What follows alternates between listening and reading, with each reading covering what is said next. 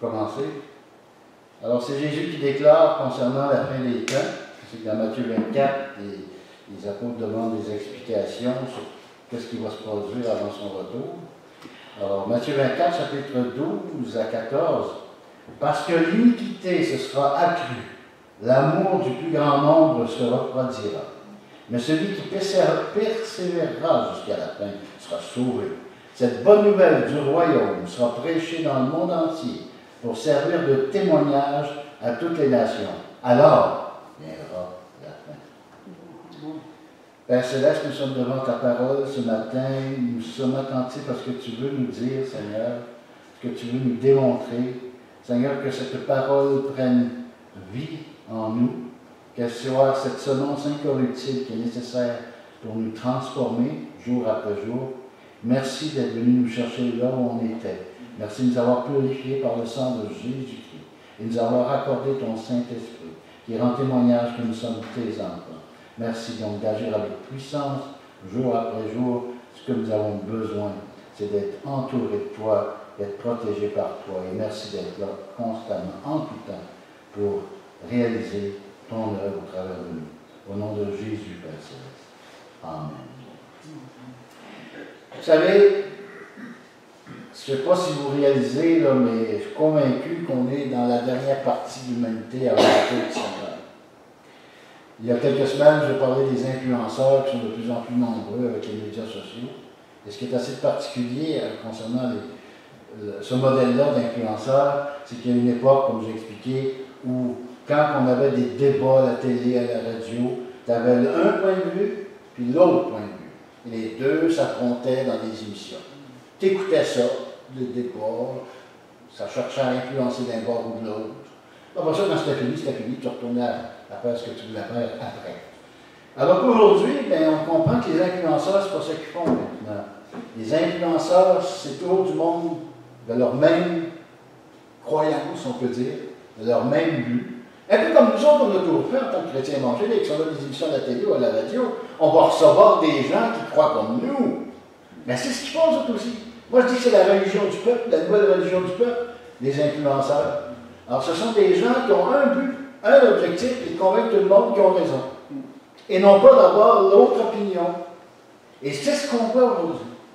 Et c'est ce qui affecte tout le monde sur la planète. C'est ce qui affecte aussi même les gens qui sont des croyants en Jésus-Christ.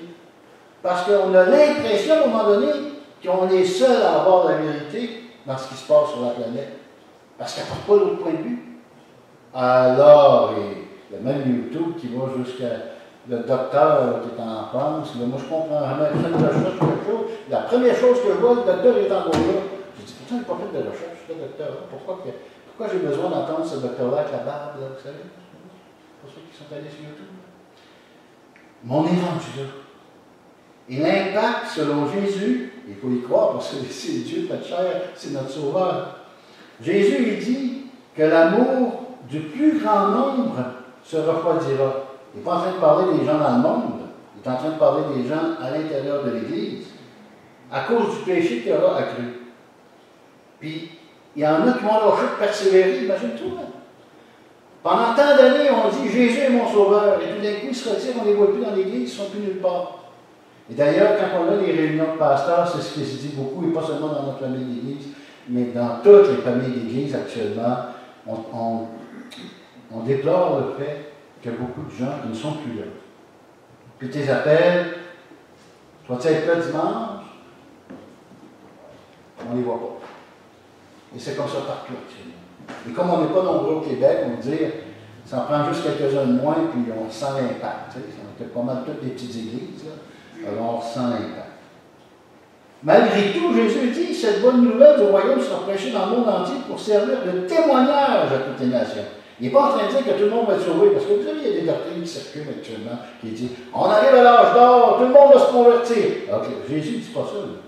Ça va servir de témoignage à toutes les nations. Il est en train de nous dire, énervez-vous pas, là.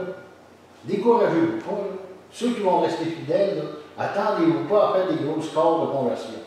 On est rendu dans les temps de la fin. Alors viendra la fin. Parce que des fois, on a une tendance à penser que notre succès dépend du nombre de convertis. C'est pas ça. Il y en a un qui était appelé de Dieu, Jérémie, qui n'a eu aucun succès. Mais il a fait ce que Dieu lui avait demandé. Il était béni parce que Dieu, il a accompli ce que Dieu lui avait demandé. Et c'est ce qu'on doit faire. Et quand j'entends des chrétiens qui disent « Bon, ça donne rien d'évangéliser, il n'y a rien qui se passe, si ce qu'on ne convertisse pas, on va arrêter. » C'est pour ça que Jésus dit ici, là, il dit « Continue à annoncer le message. » Inquiétez-vous pas des résultats, ça se peut que ça soit bien faible, les résultats. Faites-vous-en pas avec ça, votre rôle à vous, c'est de témoigner et partager. Puis au travers de tout, nous partage, il y a une semence qui va commencer à pousser dans certains cœurs. C'est ça qui est important. Alors, dans le monde, quel est le portrait que Dieu, comment Dieu décrit la planète? On est tellement, tu sais, je me souviens du président des États-Unis, l'ancien, qui disait qu'il aurait aimé la swamp. Puis là, moi, à chaque fois qu'il disait ça, j'ai dit, c'est vrai, on est comme dans une swamp sur la terre. Puis on a une tendance à aimer dans cette swamp-là, malheureusement. La swamp, on adhère, la saleté adhère à nous, hein, la swamp. Tu sais, c'est comme les masques de boue là, dans le visage. Il y en a qui se font pas exprès de mettre de l'eau dans le visage, hein. C'est pour enlever les rides, etc. Je ne sais pas si ça aide vraiment. Romains chapitre 3, verset 10. Selon ce qui est écrit, il n'y a point de juste, pas même un seul sur la terre. Nul n'est intelligent, nul ne cherche Dieu, tous sont égarés, tous sont pervertis. Il n'y en a aucun qui fasse le bien, pas même un seul. Est-ce que j'irais me confier dans les non-chrétiens? Est-ce que j'irais me confier à quelqu'un dans le monde pour savoir ce que devrait être ma vie demain? Qu'est-ce que Dieu me dit dans sa parole? Il nous dit, moi, à ta place, je ne me confierai pas au vent du monde. Alors, quand tu allumes la télé, puis qu'on te dit comment manger, comment vivre, etc., fais attention. Parce qu'il est en train de nous dire, ce qu'il est en train de nous dire, est-ce que c'est selon la parole de Dieu, ou c'est la parole de l'homme qui est là? Verset 13, leur gosier est un sépulcre ouvert. Ils se servent de leur langue pour tromper. Ils ont sous leurs lèvres un venin d'aspic. Leur bouche est pleine de malédiction et d'amertume. Ils ont les pieds légers pour répandre le sang. La destruction et le malheur sont sur leur route. Ils ne connaissent pas le chemin de la paix. La crainte de Dieu n'est pas devant leurs yeux. C'est un portrait de l'homme, décrit par l'Éternel. Quand j'entends des gens qui disent « Oh, c'est plein de bonnes personnes autour de nous », mais c'est parce que là, si je montre le texte que Dieu nous a donné, il ne dit pas la même chose, lui.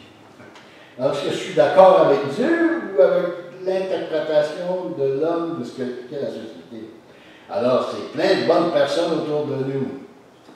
Quand Jésus, on dit, t'es bon. Il dit, non, moi je ne suis pas bon. Et pourtant, c'est Dieu lui-même qui était là parmi les hommes. Ce qui veut dire que, je pense que Dieu n'est pas tellement d'accord quand on commence à dire que tout du bon monde autour de nous. Ah oui, ben, je vais me dire quelque chose, Dieu pense le contraire. Oui.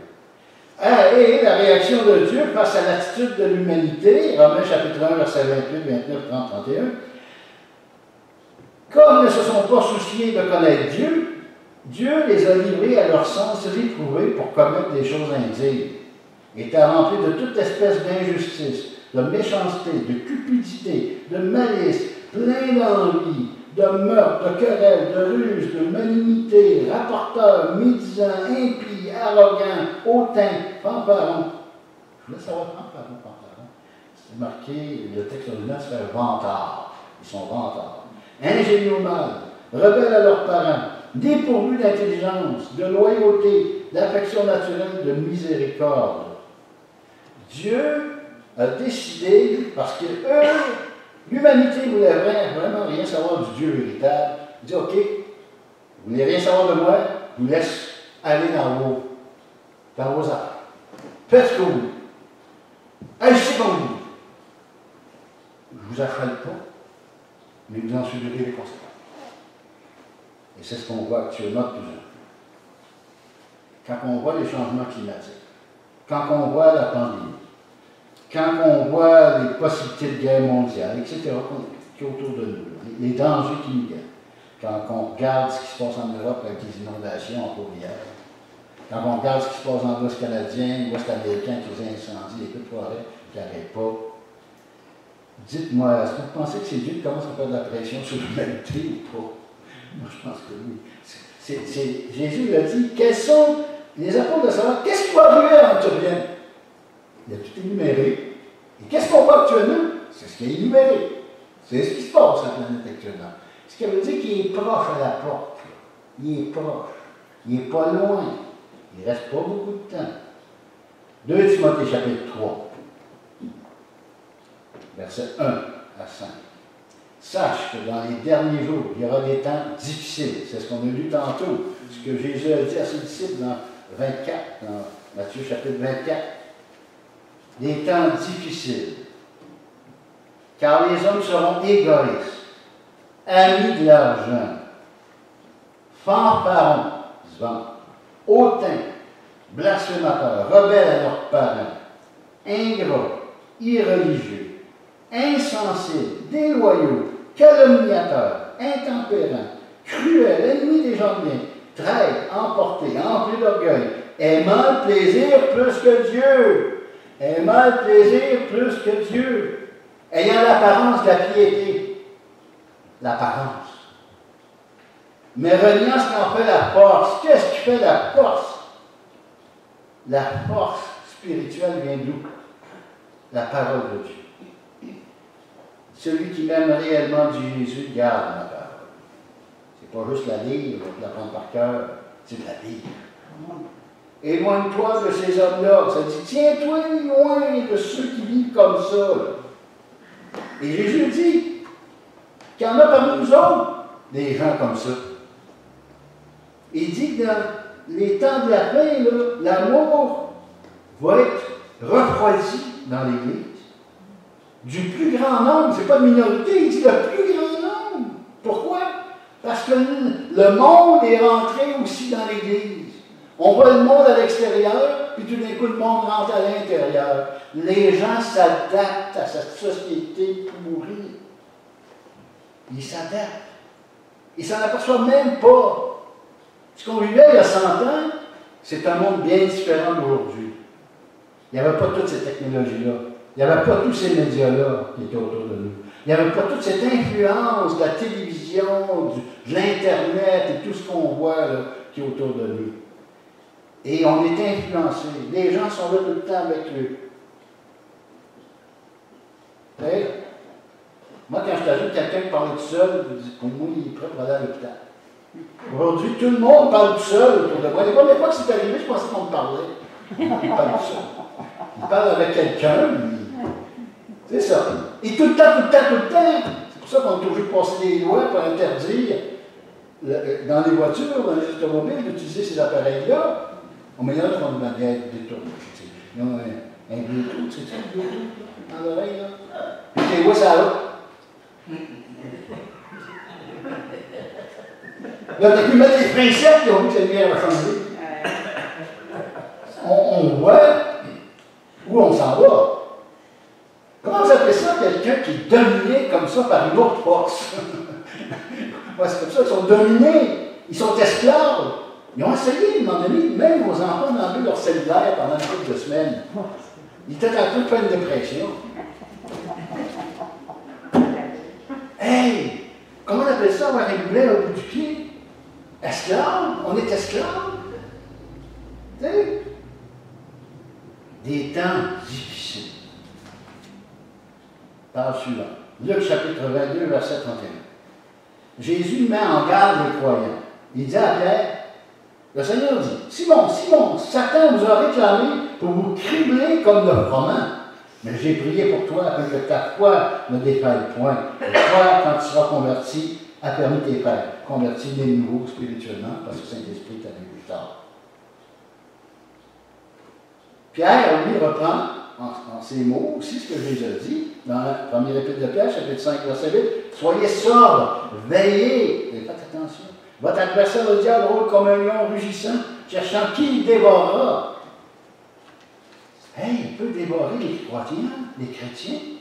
Il peut les faire s'éloigner de la vérité. Ben, ça a l'air que oui. Hein. Si Jésus le dit, ça doit être vrai. Il y a un danger pour nous. Il y avait un frère, quand j'étais jeune, il avait dit, il dit, moi, là, la télé rentre pas chez moi. C'est quoi la télé? Tu vas donc les enfants, tu as un groupe d'enfants, tu vas donc. Le matin, il n'y a pas grand-chose à la télé dans ce temps-là. Et il dit, il avait réalisé que c'est un instrument qui peut nous contaminer. Tu es assis passif devant ça pendant des heures, puis tu laisses tout rentrer dans ta tête. Ils ont même des films qui parlent de Jésus, que quand tu compares avec ce qu'il y a dans les textes que tu as vu dans le film, il n'y a rien de comparable. Oh, c'est romancé. Il faut tellement romancer. Puis ça allait que Jésus a même eu des enfants, puis qu'il y a eu une femme. En tout cas, c'est tous des mensonges du monde. Les mensonges du monde sont là. Ils sont prêts à ridiculiser le Seigneur pour avoir raison, ces gens-là. Et, entre les pauses, il y a des pauses commerciales au travers de tout ce qu'on voit à la télé. Là. À la télé, il y a de la violence, il y a de la sexualité. Comptez les émissions, il n'y a pas de violence. Ça ne se tire pas, ça ne s'engueule pas, il n'y a pas de scène de lit, etc. Il n'y a pas grand-chose actuellement. Même les enfants ont le droit d'avoir des petits dessins animés où ça se tire et ça s'entretue. On a le droit d'avoir ça maintenant. 1 Timothée, chapitre 4, verset 1, l'Esprit dit expressément que dans les derniers temps, quelques-uns abandonneront la foi pour s'attacher à des esprits séducteurs et des doctrines de démons. Abandonner la foi. Paul, il dit quelques-uns. Alors que Jésus, lui, dit, ça va loin. Quelques-uns abandonnent, mais l'amour du plus grand nombre se refroidira. On est tout en danger, nous autres. D'être criés comme du froment, de se faire dévorer par les lions. Des démons qui tournent autour du peuple de Dieu. Tu sais, quand on entend des phrases sur Facebook, ce qui s'est dit tout simplement, bon, rien à faire! Jésus l'a dit, il a tout accompli. Tu sais? Qu'est-ce qu'on peut faire de plus? C'est parce que la parole de Dieu nous incite à agir différemment des gens dans le monde. La parole de Dieu nous encourage fortement à avoir une attitude bien différente, d'être renouvelé par Dieu, d'être lumière dans un monde de ténèbres, d'être sel et lumière dans un monde de ténèbres. Alors, si tu as de l'air comme tout le monde sur la planète, que tu te promènes avec des pancartes, que tu chiales après le premier ministre, que tu as dit, mais c'est correct qu'on partit à rien dans ce pays-là, écoute, il mérite bien comment tu traites le monde. Tu n'es pas en train de suivre Dieu, tu es en train de suivre le monde. Tu penses comme le monde, tu agis comme le monde. Si tu veux agir comme Dieu, regarde comment Jésus agissait. Il y a beaucoup d'avertissements dans la parole de Dieu de faire attention au compromis. Soyez fidèles à ce que dit la parole de Dieu. Alors, la croissance du mal a un impact important sur l'Église du Seigneur. Et si on pense qu'on peut amener des gens au Seigneur en vivant comme les gens dans le monde, Dieu ne peut pas agréer à ce moment-là. Et c'est pour ça que Jésus dit dans Luc chapitre 18, verset 8, « Quand le Fils de l'homme viendra, trouvera-t-il la foi sur la terre? » On ne parle pas ici n'importe quelle foi. On parle de la vraie foi telle qu'enseignée dans la parole de Dieu. Est-ce que le Fils de l'homme, quand le Fils de l'homme viendra, est-ce qu'il va trouver la foi sur la terre? Et quand on voit les religions qui sont main dans la main, aimons-nous les uns les autres, on est les meilleurs, on aime. C'est pas ça. Le résultat de la foi en Jésus-Christ, la vraie foi, doit être l'amour, la paix, la joie, avoir des bonnes relations avec les autres. Mais c'est découle de notre foi en Jésus. Ça ne remplace pas la foi en Jésus. Aimer, faire semblant d'aimer les autres, là, ça ne remplace pas le salut en Jésus-Christ. Parce que Dieu est bien clair là-dessus. On les apparences, mais ils n'ont pas ce qui en fait la force. Ils peuvent avoir être très gentils, mais ils n'ont pas ce qui en fait la force. Ils peuvent être très trompeurs à première vue. Et peu importe leur religion, regardez la vie. Ils ont l'air impeccables à la vue de tous. Mais Dieu dit, moi, je ne les connais pas. Je ne les ai jamais connus. Puis tant qu'ils ne se convertiront pas à Jésus, je ne les connaîtrai pas tous. Ce sont des gens dans le monde, des gens religieux, qui n'ont rien à voir avec la vérité. Colossiens chapitre 2, verset 11. Et c'est en lui que vous avez été circoncis. C'est en Jésus, d'une circoncision que la main n'a pas faite, mais de la circoncision de Christ qui consiste dans le dépouillement du corps de la chair. On met de côté ce qui vient de la chair. On rejette ce qui vient de la chair. On rejette ce qui vient du monde. Et Jésus nous a donné par son sang la capacité d'être transformés, de vivre la vraie liberté. Ce n'est pas le monde qui va m'apporter la liberté. C'est pas, il y avait un reportage qui disait qu'actuellement, tous les pays démocratiques étaient en recul. Qu'il y avait de plus en plus d'opposition à la démocratie. Et que l'idée de renverser les gouvernements devenait de plus en plus forte. Ils en sont tannés d'être dominés par des politiciens qui, à leurs yeux, ne respectent pas leurs promesses. Alors, regardez ce qui se passe en France, regardez ce qui s'est passé aux États-Unis, regardez ce qui est surtout arrivé récemment en Haïti. Hein? Aux États-Unis, le 16 janvier dernier, ils ont manqué leur coup, sauf qu'il y a 2 semaines, en Haïti, ils ont réussi leur coup. C'est là qu'on s'aperçoit, et je ne veux pas aller trop dans les détails, mais si vous avez écouté les nouvelles ce matin, vous allez réaliser qu'il y en a un qui est pas mal proche de notre milieu évangélique, qui est impliqué là-dedans, tristement. Colossiens, chapitre 2, verset 11, après ça, Philippiens, chapitre 3, verset 3. Les circoncis, c'est nous qui rendons à Dieu notre culte par l'Esprit de Dieu, qui nous glorifions en Jésus-Christ, et qui ne mettons point notre confiance en la chair. On ne peut pas mettre notre confiance en la chair. Et se mettre, c'est comme dire, regarde, Dieu, je fais des bonnes œuvres, regarde, Dieu, je fais mon possible, hein? Je suis convaincu que le ciel m'attend parce que j'étais un bon gars. Ils disaient tous des méchants. Jésus dit, je suis chercher les pécheurs, pas les justes. Et comme la parole de Dieu dit qu'il n'y a pas un juste à la terre, ça veut dire que je dois reconnaître qui je suis, moi. Je suis un injuste, je suis un pécheur, et j'ai besoin du sang de Jésus pour me libérer de la condamnation. J'ai besoin du sang de Jésus pour me transformer, pour être régénéré. J'ai besoin de la présence de Dieu pour devenir une personne qui correspond de plus en plus à ce que Dieu veut pour ma vie. Nous n'avons pas confiance à la chair. Ce que je peux penser dans ce monde, ou que les autres peuvent dire qui serait dans ce monde, pourrait être à l'encontre de la parole de Dieu. Il est important de rester centré sur la parole de Dieu. Parce que tout ce qui peut se faire comme opinion, commentaire autour de nous, même nous, des fois, moi, je suis obligé de me rétracter de ce que j'ai dit, de certaines choses que j'ai pu dire personnellement. Parce que là, j'ai réalisé, non, c'est pas ce que Dieu dit. Ça, c'est ma chair qui pense comme ça. Ma chair, elle pense comme ça, mais Dieu n'est pas d'accord avec ça. Donc, je dois donc me repentir de mes œuvres, reconnaître mes erreurs, reconnaître que mes pensées ne sont pas toujours celles de Dieu. Et d'ailleurs, Dieu dit même, vos pensées ne sont pas mes pensées. Donc, si on a un problème là, si on pense que nos pensées sont toujours conformes à la volonté de Dieu, on a un gros problème. Parce que Dieu lui-même dit, vos pensées ne sont pas mes pensées. Dieu est assez radical dans ce qu'il a à nous dire. 1 Corinthiens chapitre 15, verset 50.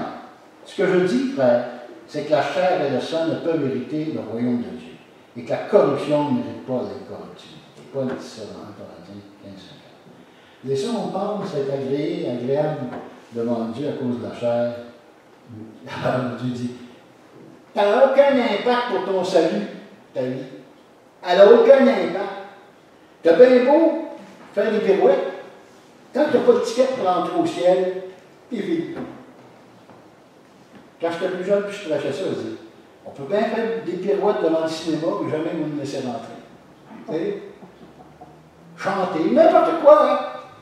On peut faire bien des choses devant le cinéma. Mais t'as-tu ton ticket pour l'entrée? Tu vas voir le joueur de hockey, les Canadiens jouer ce soir? Ça va te coûter 2000. T'as-tu ton cash pour l'entrée? C'est quoi nous autres qui nous permet d'entrer? C'est le sang de Jésus. J'ai le sang de Jésus qui m'a libéré de la condamnation. C'est le prix qui a été payé pour que je puisse entrer. Il n'y a rien d'autre qui peut payer le prix pour que je puisse rentrer au ciel. Peu importe les pirouettes que je fais toute ma vie, que je me mette un drap sur la tête, puis que je me promène parmi les plus pauvres de la planète, puis que je leur donne de la soupe, je ne rentrerai pas plus. Je peux en donner de la soupe après que je suis sauvé. Mais si je pense que c'est parce que je donne de la soupe que je vais rentrer au ciel, je suis mal pris.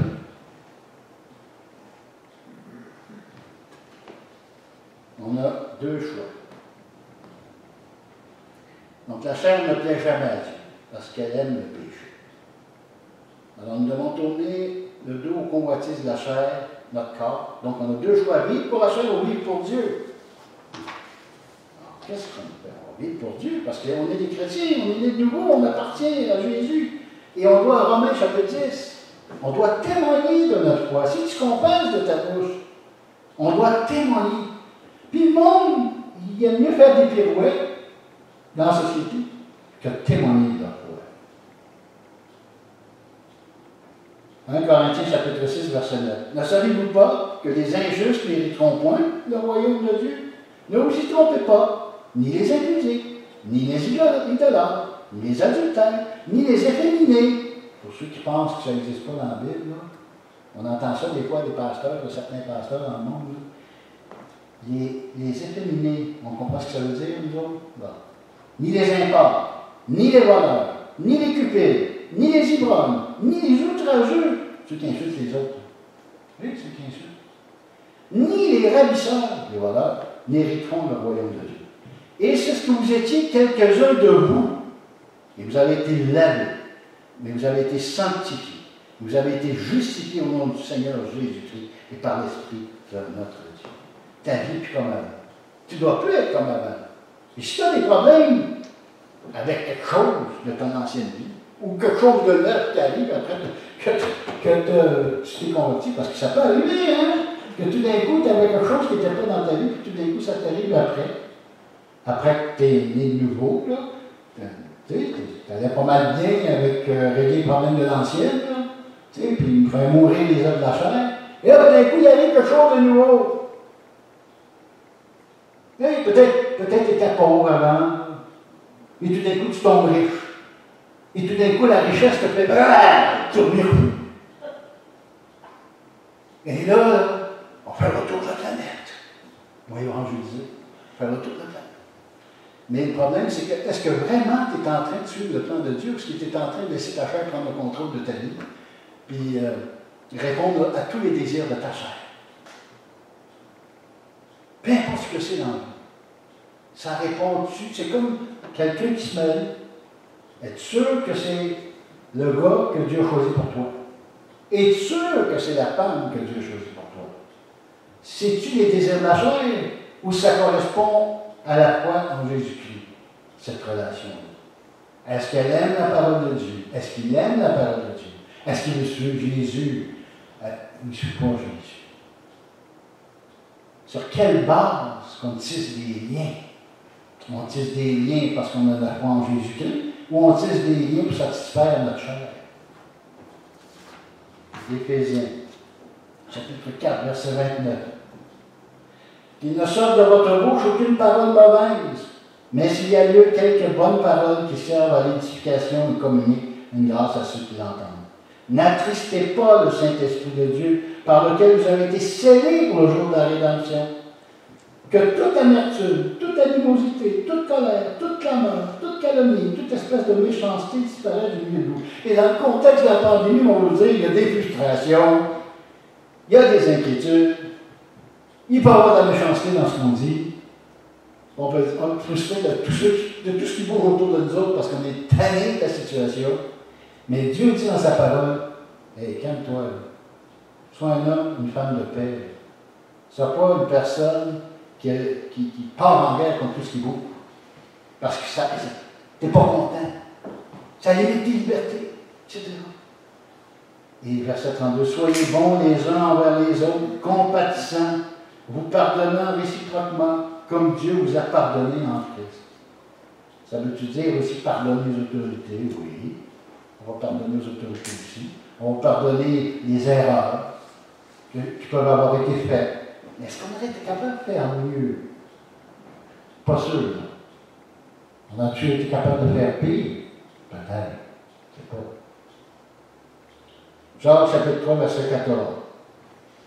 Si vous avez dans votre cœur un zèle amer, un esprit de dispute, ne vous glorifiez pas et ne montez pas contre la vérité. Cette sagesse n'est point celle qui vient d'en haut, mais elle est terrestre, charnelle. Et le mot qui me fait diabolique. Cette sagesse, c'est celle de l'homme, c'est pas celle de Dieu. Car là où il y a un zèle amer, un esprit de dispute, il y a du désordre et toutes sortes de mauvaises actions. La sagesse d'en haut est premièrement pure, ensuite pacifique, modérée, conciliante, pleine de miséricorde et de bons fruits, exempte de duplicité, d'hypocrisie. Le fruit de la justice est semé dans la paix par ceux qui recherchent la paix. Jacques chapitre 4, verset 1. D'où viennent les luttes et d'où viennent les querelles parmi vous? N'est-ce pas de vos passions qui combattent dans vos membres? Oui, parce qu'on chérit nos libertés humaines. On aime ça aller au restaurant, au cinéma, voyager. On aime ça faire bien des choses. Et si Dieu dit à un moment donné, il nous dit à notre cœur, tu vois là, tu vas être dans ta chambre, seul, puis tu vas me parler. Puis je vais être là avec toi. Non, moi je veux sortir, Seigneur. Moi je veux voyager. Moi je veux aller dans tous les restaurants. Je veux établir des relations avec les gens. OK, correct. Mais si Dieu a déterminé que là, c'est pas ça, c'est Dieu qui décide, c'est lui qui est souverain, c'est lui qui a permis le virus. Pendant ce temps-là, l'être humain combat contre le virus de toutes sortes de manières. Il veut y croire, il ne veut pas y croire. Il n'est pas d'accord ici, il est d'accord avec ça. C'est le marasme total sur la planète. Je disais, frère, au lieu de t'embarquer dans tous ces affrontements-là, dans la tempête, moi je suis convaincu qu'un chrétien doit être au-dessus de la tempête. Il ne doit pas être dans la tempête. Laisse la tempête. Laisse ceux qui sont dans la tempête gérer leur tempête. Ils sont dans la tempête. Dieu est souverain, il a permis le virus. Que ça aille bien, que ça aille mal, merci Seigneur. C'est toi qui es souverain. C'est toi qui es le dernier mot. Que ça aille bien, que ça aille mal, merci Seigneur. Et, Galates chapitre 5, verset 19. Les œuvres de la chair sont manifestes. Ce sont l'impudicité, tout simplement relation sexuelle illicite.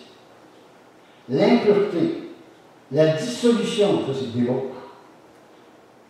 L'idolâtrie, la magie. Là, le mot traduit ici, c'est pas magie. Ça vous dit quoi, ce pharmakéa? Pharmakéa? Ça vous dit rien? Pharmacie. Alors, le mot réel, là, c'est comme des pots de magie. Pots de magie. C'est les drogues.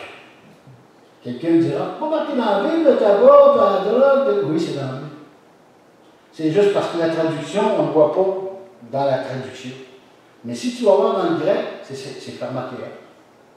Alors, ça veut dire drogue. Les inimitiés. Bon, on a marqué en français inimitié, mais c'est haine. Les querelles, les jalousies, les animosités, les disputes, les divisions, les sectes. Je ne vais même pas me dire qu'il n'y a pas de sexe à la terre, il y en a énormément. L'envie, l'ivrognerie, les acceptables, les choses semblables. Je vous dis d'avance, comme je l'ai déjà dit, que ceux qui commettent de telles choses n'hériteront point le royaume de Dieu. Un choix délibéré de vivre dans le monde. Un choix délibéré d'agir comme les gens dans le monde. Tout en disant Jésus est mon sauveur. Quand j'étais jeune, je disais, mes frères et moi, on avait été touchés par le Seigneur d'une façon incroyable. Moi et mes trois frères. Puis là, ben, on ne savait pas où aller dans ce temps-là parce que personne ne nous avait dit quelle église aller. Puis on a fait le tour. Puis on a constaté éventuellement, puis c'est des jeunes qui parlaient, on était des jeunes. Et je dis, écoute, il y a plein des chrétiens de chaise versante. Je suis sur les sponsoriers.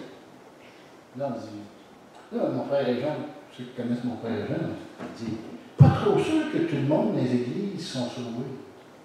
Ouais, je pense que tu as raison, Jean, parce que s'il était sauvé, il t'a dit que ça mouillerait un peu plus. Hein? Ouais, c'est ça. Je suis pas trop sûr, moi. Là. Alors, ceux qui vivent dans le monde n'hériteront point le royaume de Dieu. Ceux qui ont fait un choix, ils peuvent confesser de leur bouche, mais le cœur n'est pas là. Parce que le romain, c'est clairement indiqué qu'il faut en dedans, dans le voir. Tu peux bien dire Jésus, Jésus, Jésus. Tu peux même prêcher Jésus, Jésus, Jésus. Et Jésus dit à certains de ces prédicateurs-là, je ne vous ai jamais connu. C'est pas juste parler, mais c'est de le vivre en dedans. Verset 22, le fruit de l'esprit, c'est l'amour, la joie, la paix, la patience, la bonté, la bénignité, la fidélité, la douceur, la tempérance. La loi n'est pas contre ces choses. Galates chapitre 5, verset 24. Ceux qui sont à Jésus-Christ ont crucifié la chair avec ses passions et ses désirs. Donc on ne vit plus pour la chair qui a des passions et des désirs. On vit pour Jésus-Christ. J'ai écouté l'histoire d'un cultivateur chrétien hier, qui avait été dans le sport. Puis qu'il a dit à Dieu, Dieu lui a dit, achète une terre, puis cultive, puis ce que tu vas cultiver, tu vas le donner aux pauvres. Et Dieu a mis tout, il a dit, je veux faire ta volonté. Il y a une terre qu'il a vu qu'il serait intéressé à acheter, mais il n'était pas avant. Puis sa femme, puis lui, ils ont allé voir d'autres terres, mais c'était pas là. Puis le vendeur a dit, je pense que quelqu'un n'est pas à vendre sa terre. Mais s'il va le voir, peut-être qu'il t'a vendrait. Tu allé voir, c'est la terre que lui avait la conviction qu'il fallait qu'il soit. Et depuis ce temps-là, pour raccourcir l'histoire, c'est que quand arrive le temps des récoltes, il demande à des organismes qui viennent en aide aux pauvres de venir ramasser. Ils ont dit les premiers fruits. D'habitude, tu donnes les derniers, là, tu dis aux gens, vous pouvez venir ramasser ce qui reste dans mon jardin, ou etc. Tu peux venir. Mais lui, c'est pas ça qu'il a dit. C'est les premières récoltes. Venez chercher les premières récoltes. Et zéro sou. Zéro sou. Et Dieu l'a béni. Là, il y a des terres, il y a des animaux, il y a toutes sortes de choses. Il y a eu la foi. La foi. Mais il achète des poules, pas de cas. Il dit, Seigneur, comment je peux avoir des œufs, pas de cas? Il faudrait que j'ai un coq au moins. Il sort de sa ferme. Il y avait 2 coqs sur le bord du chemin. 2 coqs. Bon, un temps. 2.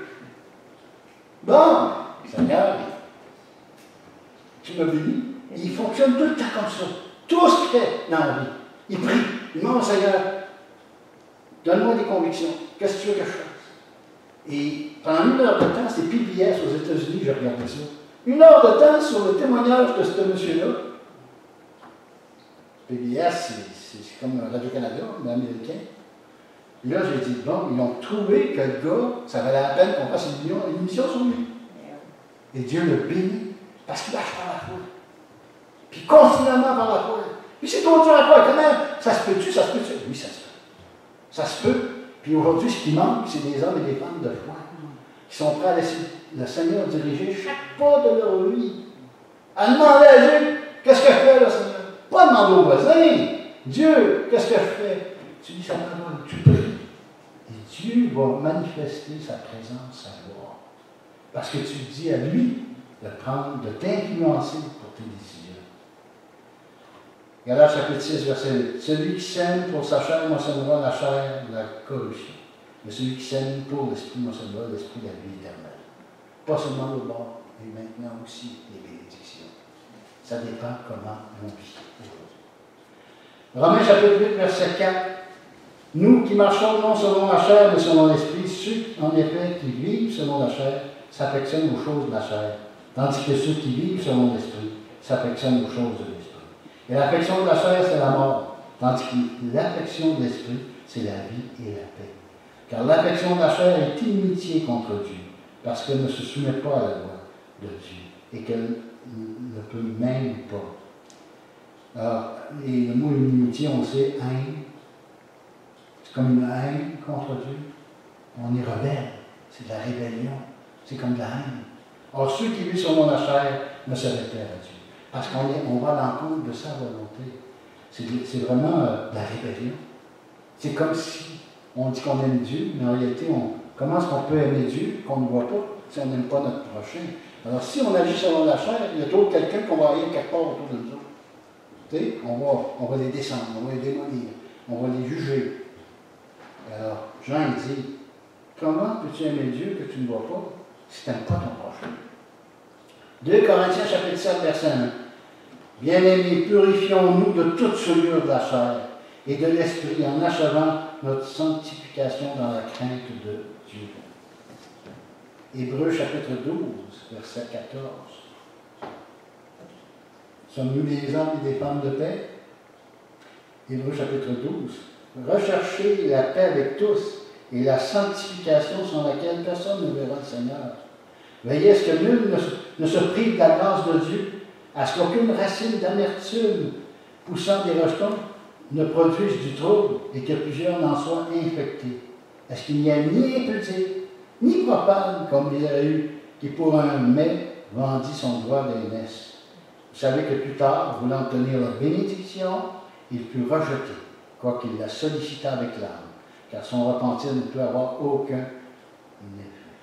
Est-ce qu'on fait des compromis dans notre vie chrétienne? Est-ce qu'on fait des compromis? Et quand on commence à faire des compromis, on s'affaiblit. On s'affaiblit. On s'affaiblit. On s'affaiblit.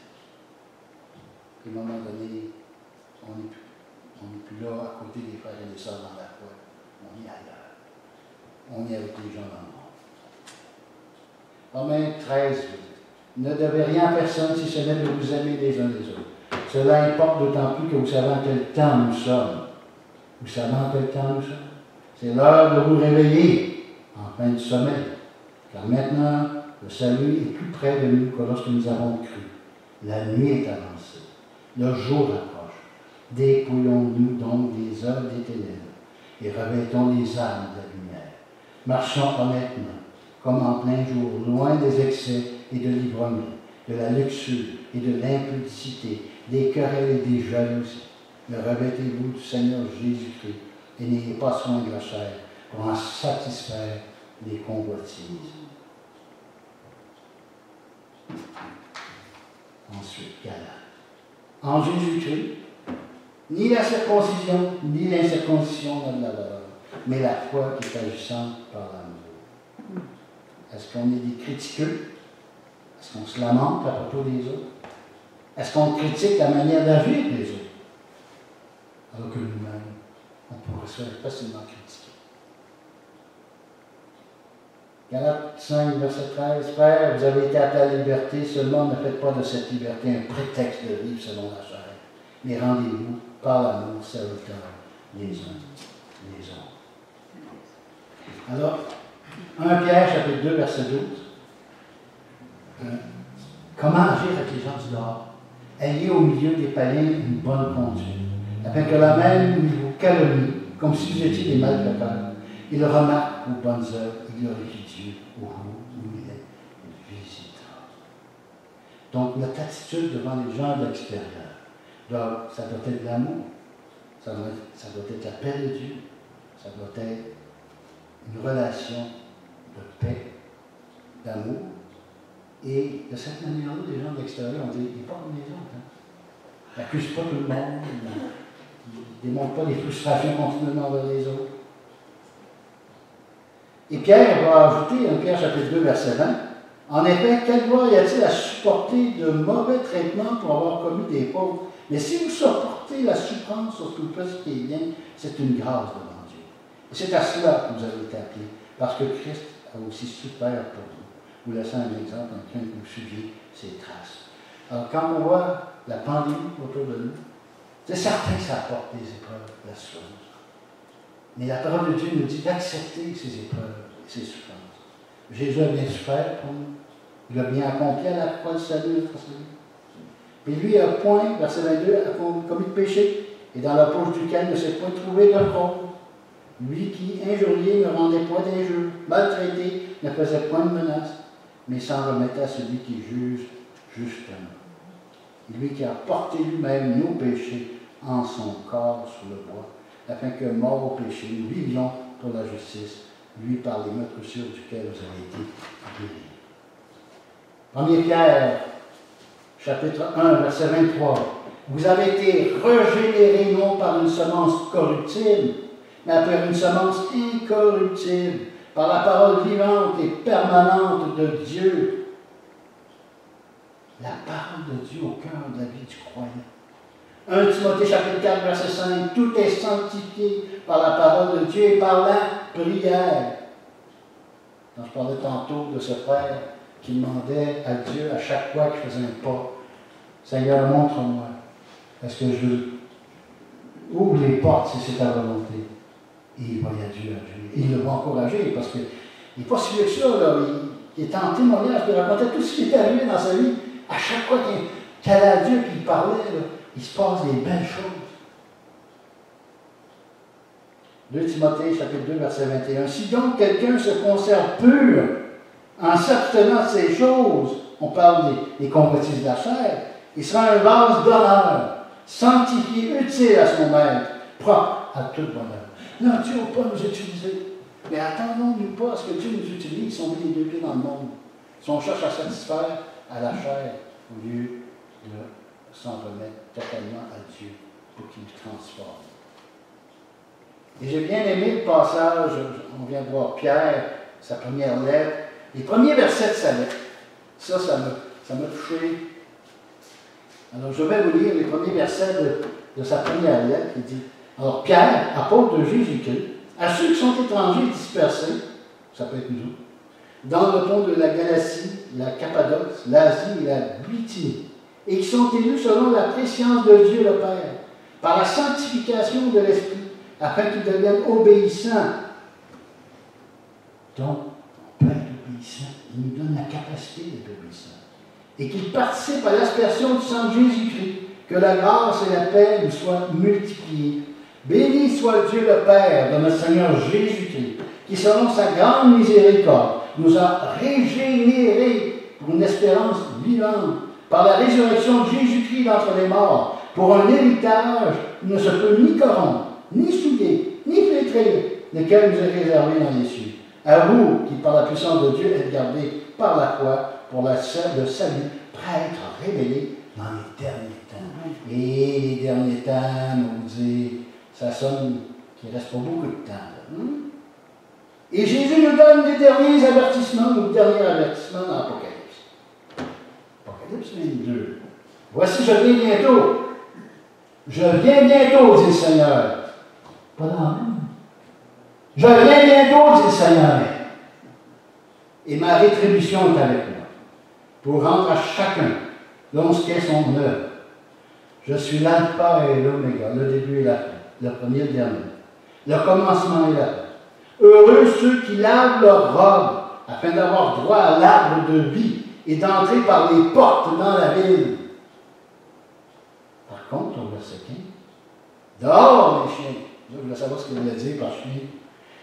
À l'esprit impur. Disons qu'avec le contexte de la sexualité aujourd'hui, là, toutes les impuretés qu'il y a autour de nous, là. Dehors les chiens. Les enchanteurs, encore ça vient de pharmacie. Pharmacos, drogue, empoisonneur. Les drogues qui empoisonnent l'être humain. Les drogues sont gelées.